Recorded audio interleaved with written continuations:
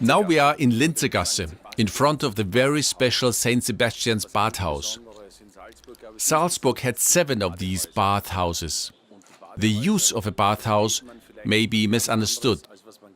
It was indeed a place where you could take a bath, since houses were not equipped with running water in those days unless their roof was leaking.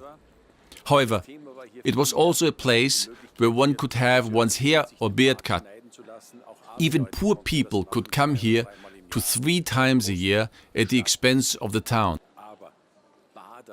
The word Bader comes from the Austrian-Bavarian dialect. A Bader was a kind of a general practitioner for poor people who went to see a Bader to have their old and broken teeth pulled out, as well as for bloodletting therapies and treatments by cupping or applying leeches.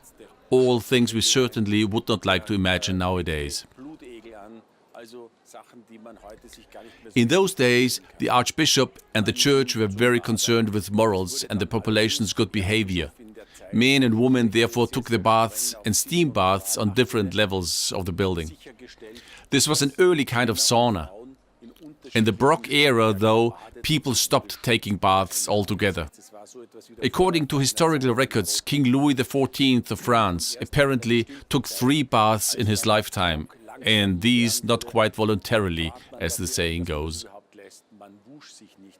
Saint Sebastian is the patron saint of the bathhouse, but also of the church next door. The beautiful statue which shows Saint Sebastian with arrows in his body can be found on the church facade.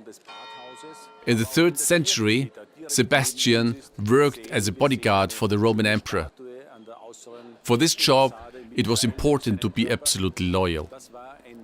When Sebastian converted to Christianity, he was sentenced to death for doing so.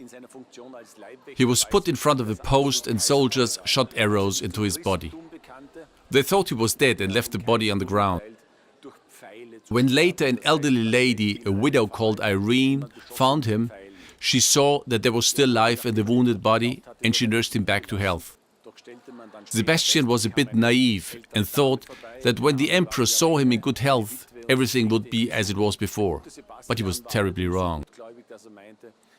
When he went to see the emperor to tell him that he was a convinced Christian, the emperor gave order to batter him to death with clubs and to throw his dead body into Rome's canals.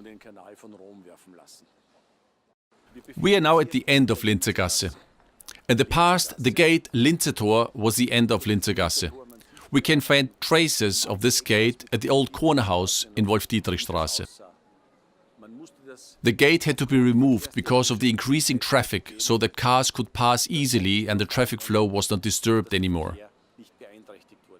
Linzergasse, which ended here, was prolonged on the other side by a road called Road to Austria.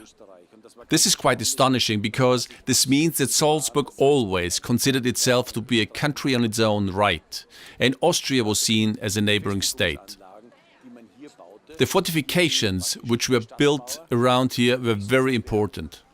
The town wall led to Kapuzinerberg, which is just behind these houses. It was a stronghold on the north side towards Bavaria. Walking down Linzergasse, there were well-established craft businesses like chandlers, bell casters and many more.